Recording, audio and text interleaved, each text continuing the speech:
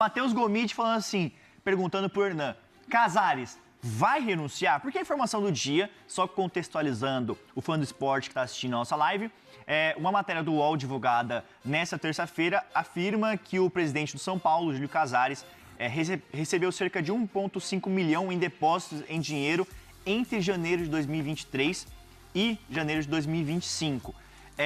Hernan, eu sei que você está apurando desde ontem à noite essa questão. Existe a possibilidade do Casares renunciar ao cargo?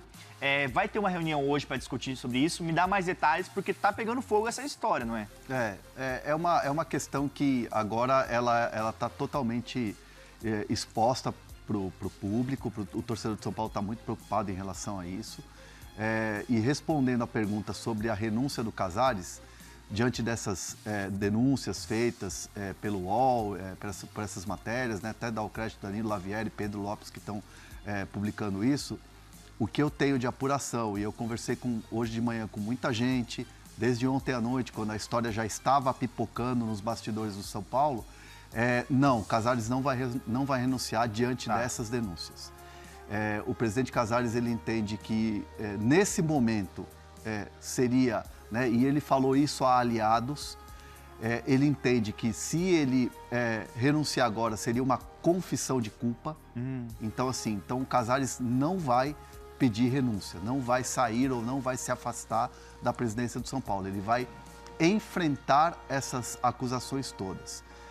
Conversei com pessoas que estiveram com o Casares hoje pela manhã e essas pessoas me disseram o seguinte, essas fontes, que o Casares entende que com seus advogados, com seu corpo jurídico, ele tem como responder a todas essas acusações do inquérito, a toda essa investigação que está sendo feita, que está em curso. Dos saques, que teriam sido saques de premiações, de conquistas do São Paulo, mas o agravante dessa situação toda é que dentro desses saques foram pagas contas. E aí contas em nome, por exemplo, da Mara Casares, que é a ex-mulher dele, que já se afastou do Conselho Deliberativo, que já se afastou das atividades dentro do clube. Inclusive, recentemente foi até um cartório na Santa Cecília para colocar ali bem claro que o Casares não tem nada a ver com as acusações que estão sendo feitas, essas acusações em cima dela. Tipo, ela tirou do lado do o peso do Casares em relação a isso. E ela protocolou isso, documentou isso em cartório, né, que vai responder à questão do camarote, que é outra investigação, linha de investigação do Ministério Público, enfim, da polícia. Essas acusações em cima do São Paulo, esse documento, esse inquérito, ele tem cerca de 140 páginas. Nossa. Então são muitos assuntos, são muitas pessoas citadas nesse inquérito.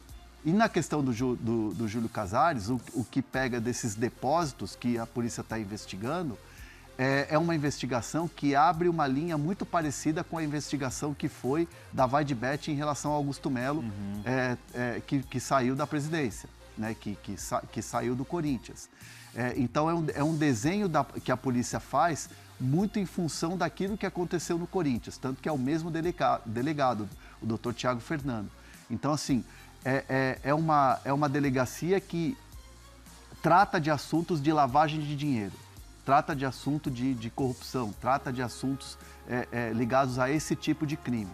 Então, o São Paulo tem a obrigação de responder, está colaborando com a justiça. O São Paulo soltou uma nota, o próprio Júlio Casares nas redes sociais agora há pouco também colocou uma nota feita, né, assinada pelos advogados que estão trabalhando com ele nesse caso. Então o São Paulo entende que enquanto não tiver nenhuma prova, enquanto não tiver nada que seja assim, prova cabal de que há um crime, de que há algo ilegal dentro do clube, o São Paulo vai colaborar.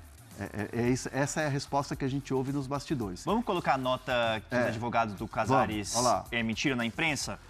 Vou ler aqui para vocês. Os advogados Daniel Biaski e Bruno Borraghini, que representam a defesa particular de Júlio Casares, afirmam que todas as movimentações financeiras de Júlio, contidas nos relatórios do COAF, possuem origem lícita e legítima, com lastro compatível com a evolução da sua capacidade financeira. Esclareça-se que, antes de assumir a presidência do São Paulo Futebol Clube, nosso constituído Casares desempenhou e exerceu funções de alta direção na iniciativa privada, com boa remuneração. Ademais, a origem e laço de tais movimentos serão detalhados e esclarecidos no curso das investigações, com a apresentação de provas, declarações e informações fiscais. O que o Casares falou, tem falado isso desde ontem à noite, porque o corpo jurídico de São Paulo começou a se movimentar ontem à noite, né? Em relação a essa publicação que foi hoje pela manhã. E o que o Casares tem falado aos seus advogados, aos advogados do clube, aos aliados dentro do clube, é que ele tem como provar todos esses saques, todas essas investigações. Até por isso ele não vai pedir a renúncia. Tá. E aí seria, como eu disse, uma confissão de culpa. Internamente, muita gente tem visto esse movimento do Casares como algo assim, olha, será que não é melhor, de repente, você se afastar e provar a sua inocência e aí depois você volta? Muita gente acha que se acontecer alguma coisa que for comprovada contra o Casares e ele não renunciar, e ele continuar como presidente, vai acontecer o que aconteceu com o Augusto Melo. Sim. Empichado. Porque o Augusto Melo, em nenhum momento, ele batia no peito e falava: eu não tenho nada a ver com isso, eu vou para cima. E é o mesmo movimento que o Casares está fazendo nesse momento dentro do São Paulo, dizendo que é inocente, que não tem nada a ver com isso e que vai provar sua inocência, que tudo é um ato político. Porque, assim, no pensamento do presidente Casares, tudo isso que está acontecendo, toda essa movimentação, todas essas denúncias, denúncia anônima, são movimentos políticos contra ele nesse ano de eleição. Tá? Eu estou trazendo informação aqui, uma opinião, não estou dando uma opinião. Sim. É importante a gente dividir isso para que as pessoas não confundam o que eu estou falando. Então, assim, dentro do São Paulo, isso que eu ia perguntar, vem esse movimento como um movimento perigoso, como um movimento que pode não dar certo. Então, assim, obviamente, ele bate o pé, finca o pé, dizendo que não vai ter a renúncia, que não vai ceder a essa pressão, mas hoje à tarde vamos ter uma reunião, né? Foi convocada uma reunião, e isso já veio de ontem, ontem no começo da noite, esse documento foi assinado, essa convocação, porque vai ser colocado em votação o afastamento do Casares. Sim. Então assim, hoje à tarde vai ter essa reunião que vai dar o start a esse possível afastamento do Casares pelo São Paulo, via Conselho. Mas uma coisa que eu tenho muita curiosidade, Hernan, e você que tem muitas informações no São Paulo, o Casares, ele segue muito prestigiado nos bastidores do São Paulo, ou já existe uma certa rejeição sobre a presidência com ele no comando? Existe uma rejeição ou ele ainda segue com muito prestígio ali entre os dirigentes, conselheiros? Por mais que o Casares bata no peito e fale, vou provar a minha inocência, politicamente, a figura Júlio Casares já esfarelou dentro do clube. Tanto que novas lideranças foram colocadas a partir de 2026. A chegada de Márcio Carlo Magno, a chegada, por exemplo, o afastamento do Carlos Belmonte, que politicamente rachou com o Casares e, por exemplo, foi dado ao Rui Costa o poder de cuidar do futebol junto com o Muricy Ramalho. Então, assim, novas lideranças foram sendo colocadas dentro do futebol e que dentro do clube isso reverbera, isso gera um burburinho político. Hoje, Casares, politicamente, dentro do Morumbi, a figura dele é uma figura enfraquecida, mas é uma figura que está lá no poder ainda. E se por acaso, última pergunta sobre essa questão do Casares, se por acaso ele sofreu impeachment? Não, a gente vai falando, tem última pergunta não, vamos falando aqui. Se por acaso sofreu impeachment, tem algum nome que já seria, encaminhado para assumir o lugar dele? Algum bem avaliado ou uma posição logo em seguida que assumiria se caso sofresse impeachment? É importante a gente falar sobre isso, porque assim, se essa votação for adiante e o presidente for afastado das suas funções, empichado ou afastado nessa votação que vai ter o start hoje à tarde, naturalmente assumiria o Harry Macis, que é o vice-presidente, que é uma figura política muito antiga dentro do São Paulo, né? É uma pessoa que já está há muito tempo no clube, é um articulador político, é um cara que tem muitos grupos políticos próximos, já é uma pessoa que está há muito tempo dentro do clube, já vem no São Paulo, ó, São Paulo de 92, de 93, da época de Tele Santana, já era uma figura muito ativa dentro do clube, ele assumiria como presidente e aí seria convocado a novas eleições. Sim. O que hoje se forma dentro do São Paulo com uma força política que pode ser uma oposição e que pode vencer a eleição em 2026 é Vinícius Pinotti. Vinícius Pinotti já foi uma figura próxima ao Casares, já esteve como diretor de futebol do São Paulo, foi inclusive ele que botou do bolso a contratação daquele argentino, esqueci o nome dele. Não, é o Centurion? Centurion. Foi ele que, à época, trouxe, o Muricy era o técnico e tal. Ele já foi uma figura importante dentro do clube, ele já trabalhou no marketing do São Paulo, ele já foi diretor de futebol e de uns tempos para cá ele se afastou do futebol. Foi ele, por exemplo, que se aproximou muito do Rogério Ceni quando o Rogério Ceni termina a sua carreira de goleiro. É um pouco ele o mentor do Rogério Ceni, treinador, logo depois da aposentadoria do Rogério. Então, assim, ele é uma figura muito importante dentro. É um cara muito bem sucedido fora do São Paulo, é um cara que é um dos donos da Natura, que é uma rede, uma franquia de perfumes muito importante, enfim, de cosméticos. Ele é um cara bem sucedido, é um cara que ama o São Paulo, gosta muito de São Paulo, já tive a oportunidade de tomar café com ele, almoçar, ter várias conversas com ele no CT, e é um cara que sempre foi muito bem intencionado, mas ele se afastou um pouco da política do São Paulo nos últimos anos. E agora ele vem com uma certa força, ele já se desvinculou da imagem do Casares, e assim, hoje, né, tô falando hoje, janeiro de 2026, a tendência é que a gente tenha ou tem Aires, que é o presidente do Conselho Deliberativo, como um candidato da situação, contra Vinícius Pinotti hoje. Seria uma disputa para a eleição que é no final do ano para 2027. Isso não dá para cravar ainda porque eles não colocaram lá as suas candidaturas ainda, né? Belmonte não seria um candidato...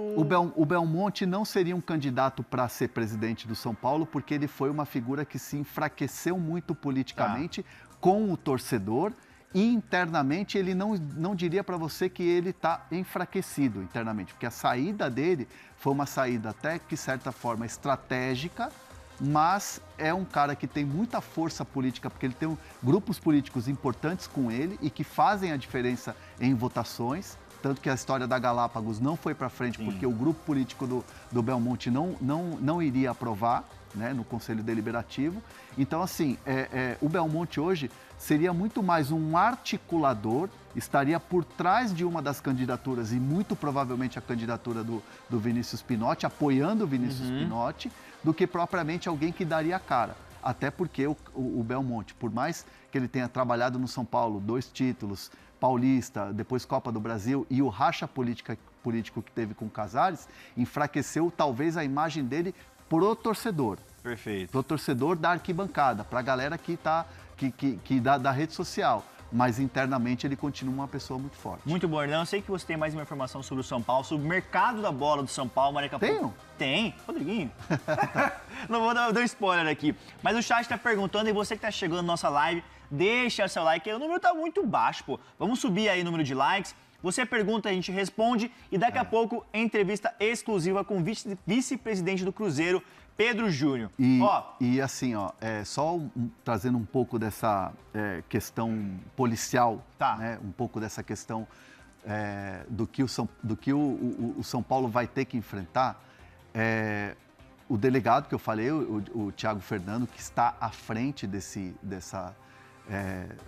inquérito, enfim, à frente dessas investigações, ele tem trabalhado e assim, tem ouvido muita gente, tem colhido muitas informações, são denúncias que às vezes são anônimas, e há um embasamento já muito grande, né, de que existem irregularidades dentro do São Paulo.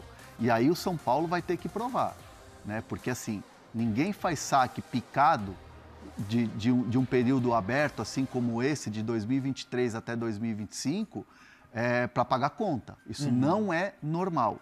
Então a polícia, através do Dr. Tiago, eles vão bater muito forte nessa questão do São Paulo. Tal qual, isso eu ouvi de uma pessoa que conhece muito bem o Tiago, trabalhou com o Tiago e sabe da conduta dele em relação a esse tipo de crime, de lavagem de dinheiro, de tudo que acontece. A polícia vai trabalhar forte nessa investigação, como eles fizeram com o Corinthians, como está em curso com o Corinthians. E a partir do momento que se abriu o inquérito da Vaidbet, foi através daquela moça laranja, que teve o nome citado como alguém que recebeu uma grana, e foram ver, ela morava num casebre no litoral de São Paulo. Sim. E não tinha nada a ver com a história.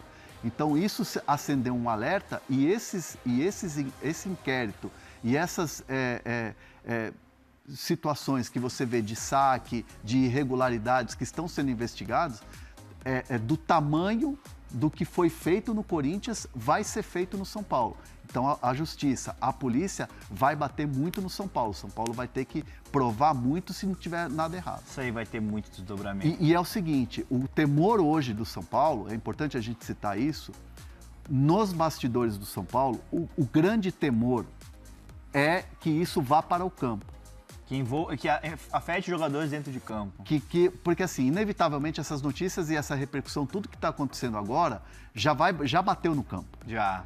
Basta ver como é que vai ser a reação dos jogadores em relação a isso, comissão técnica e tudo mais, porque não é um assunto simples. Não é um assunto, então, parece que deu ruim ali. Não, eu provo aqui. Não, é um assunto muito delicado e é um assunto que vai mexer muito com a estrutura do São Paulo. Exato. O grande medo hoje, partindo para o lado do departamento de futebol, partindo para o lado do campo e bola, São Paulo está treinando em Cotia, é que esse tipo de assunto comece a ser papo na roda de jogadores. Porque como a gente já viu, por exemplo, no Corinthians, o pessoal falava que isso afetava dentro de campo, né? Os jogadores falavam Maicon falou sobre isso, o próprio Memphis falou sobre isso, todos os atletas falaram sobre isso. E é o grande temor hoje dentro de São Paulo. Se você pensa que não afeta sim os caras sim. E vamos colocar, o São Paulo tem jogadores jovens, mas o São Paulo tem jogadores experientes. Sim. Que têm personalidade e que têm opinião importante dentro do clube. Basta ver o Luiz Gustavo, o que falou o ano passado. O que o Luiz Gustavo falou no ano passado não foi à toa. Porque, assim, de fato, a bagunça política do São Paulo hoje, ela está se reverberando hoje até mesmo na questão do planejamento.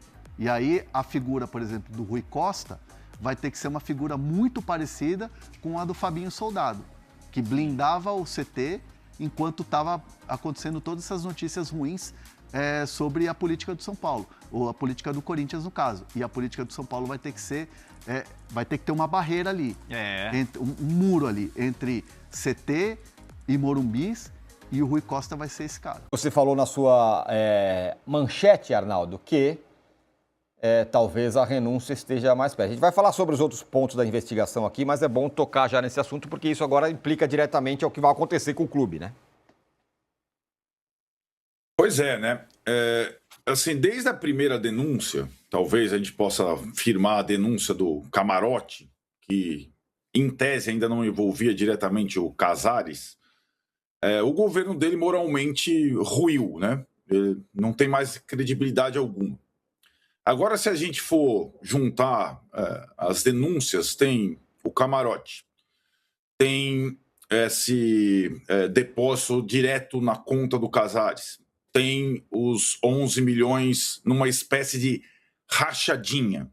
Então, a gente tem 1000 coisas envolvendo e um principal responsável por esse governo, que tem nome e sobrenome, Júlio Casares. Como os companheiros disseram, são investigações que demandam tempo. Elas estão ainda num processo. Outras coisas vão surgir. Não é de uma hora para outra que a polícia ou o Ministério Público vai conseguir reunir todas as provas contra os acusados e tudo mais. E diante desse quadro, que não é inédito na política do São Paulo e também não é inédito na política de clube brasileiro, tudo indica, na minha opinião, que hoje à tarde, na reunião do Conselho Consultivo, que é o órgão que recebe, antes do Conselho Deliberativo, o pedido de renúncia do Casares, ou o pedido de impeachment, melhor dizendo, do Casares, por parte daquelas 50 e tantas assinaturas, esse Conselho Consultivo, que é uma espécie de reunião de notáveis, sabe, Tironi? Ex-presidentes e tudo mais, tudo indica que na casa, no escritório, ou no escritório do Ives Gandra Martins, que é uma espécie de conselheiro, braço direito do Casares, de notório saber jurídico, o Conselho Consultivo indica ao Casares a sua renúncia. Para quê? Para que ele se defenda na esfera jurídica, policial das acusações, enquanto São Paulo tente sobreviver à parte disso. Foi muito parecido com o que aconteceu em 2015 com o Carlos Miguel Aidar, outro presidente do São Paulo, acusado de diversas situações e que, ainda sem conclusões jurídicas, foi, para evitar o processo de impeachment, votação e desgaste, foi indicado a renunciar em 2015. Curiosamente, Tironi, a reunião da renúncia do Aidar em 2015, vai fazer 10 anos, também foi no escritório de outro grande São Paulino do meio jurídico. Não o Ives Gandra Martins, mas o Maris de Oliveira, né, que era outro grande advogado São Paulino e tudo mais.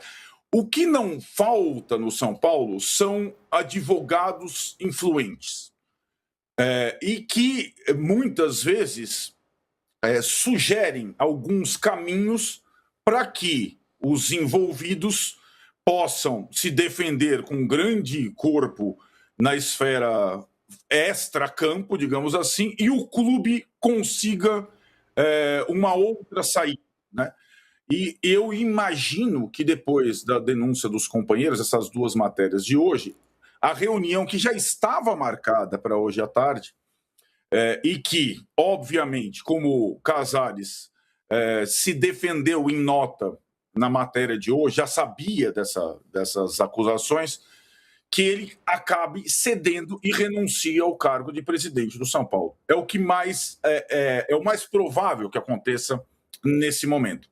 Vale lembrar, isso é sempre bom falar, que em relação ao Carlos Miguel Aidar, 2015, o que acabou acontecendo? Ele renunciou, foi substituído pelo então presidente do Conselho Deliberativo, que era o Leco, que depois de um governo de interino foi eleito presidente do São Paulo mais tarde, certo?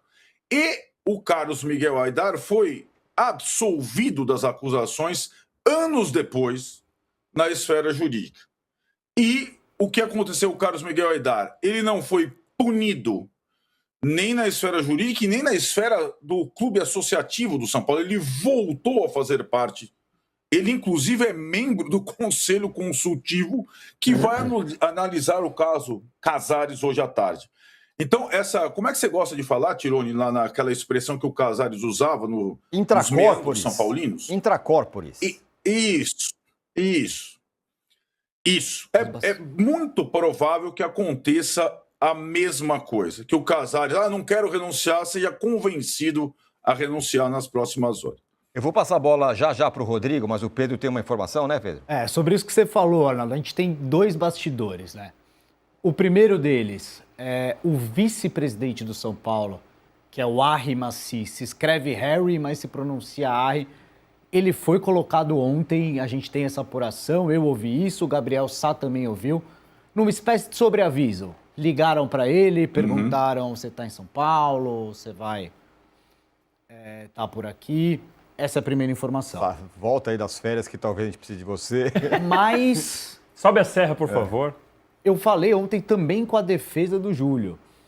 E eles falaram, o Júlio vai enfrentar isso, tanto no conselho como na esfera criminal, e ele vai enfrentar isso até o fim. E o segundo bastidor, o Arnaldo lembrou muito bem da gestão Aidar. A gestão Aidar, ela terminou em 2025, Mas em 2019 ela foi parar no Ministério Público. O Ministério Público quebrou o sigilo de dirigentes e identificou, através do escritório de advocacia, que saía dinheiro do São Paulo e voltava desse escritório para dirigentes do São Paulo. O que aconteceu?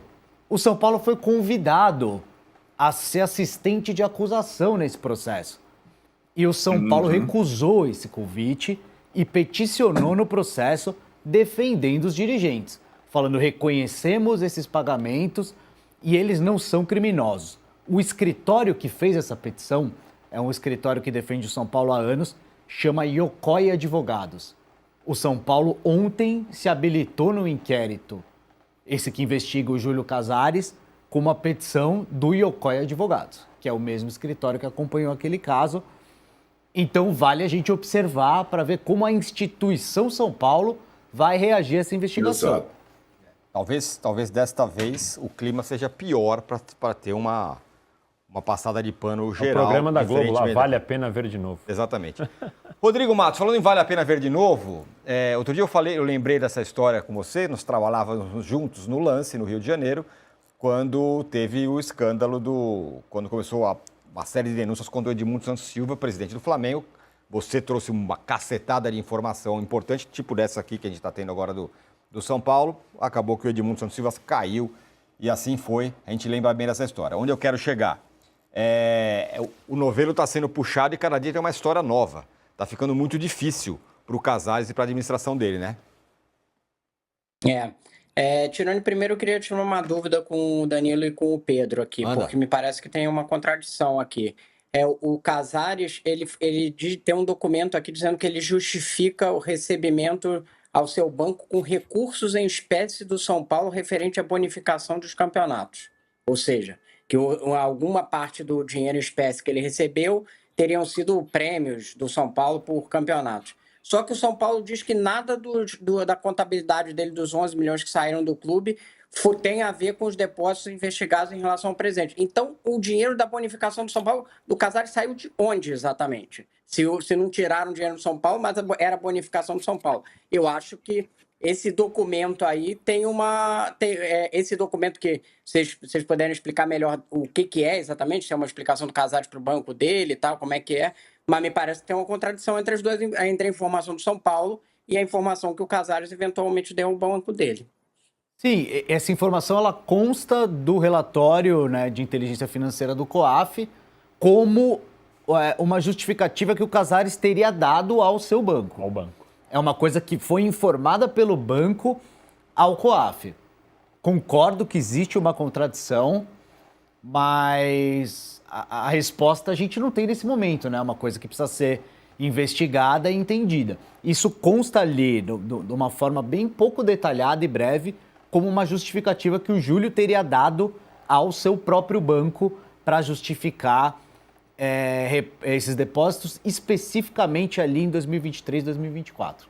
Normalmente, quando tem alguns movimentos suspeitos, o banco às vezes liga, às vezes questiona, fala: o que é isso aqui? De onde vem? Você precisa justificar. E aí o Casares justificou assim, só que é o que o Rodrigo falou, é uma contradição, né? Se o São Paulo diz: se 1,5 milhão não tem nada a ver com o dinheiro do São Paulo, tá bom, mas então vem de outro. Se é de bonificação, se o próprio Casares disse para o banco, é uma contradição que, como disse o Pedro, a gente vai ter que esperar para ver o que a polícia vai concluir. Pelo estatuto, acho que não pode. O presidente, salvo engano, não pode receber bonificação para além do seu salário, a não ser que isso seja aprovado por conselho de administração, é uma coisa que precisaria analisar, mas acredito que pelo estatuto isso não seja permitido.